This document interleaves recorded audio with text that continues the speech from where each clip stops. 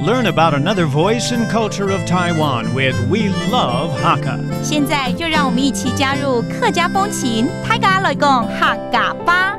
Author Long Ying-zhong was born in 1911 in the Hakka village of Beipu in Hsinchu.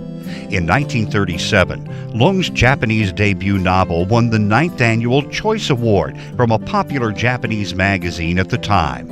Inspired by the landscape, Long's work often reflects on his life and showcases famous landmarks near his home, like the Beipu Old Street and Tzujian Temple.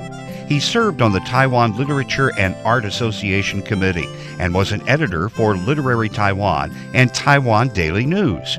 Today, his fiction writings, poetry, and essays continue to be published in Japan and Taiwan. Yo, yo, yo, it's time to talk about Hakka on FM 100 Icrt. Hello， 大家好，我係阿邊個 Leo。Hello, 你好，大家好，我係Lim Zepsu.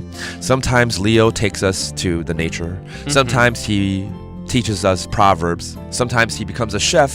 And he cooks us a dish. 不用一直都是 Leo 嘛，对不对？这么多身份，我们今天呢就请 Leo 来介绍一位客家名人好了。哦，好，我来介绍这个前辈的名字就叫龙应宗。龙应宗，龙应宗，龙应宗，他是什么样的人物呢？1911年就出生的一位作家。So we're going to introduce to you this author, this novelist that was born back in 1911. That's more than a century ago， 已经100年以前了哦。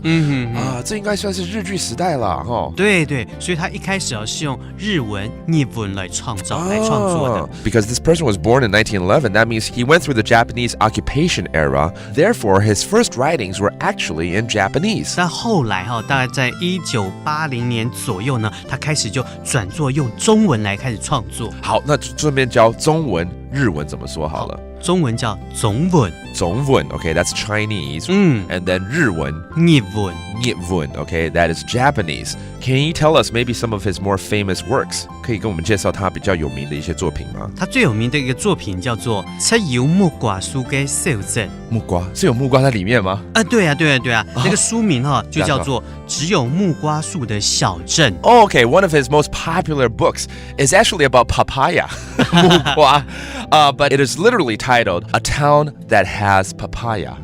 就是有木瓜的小镇，就对了。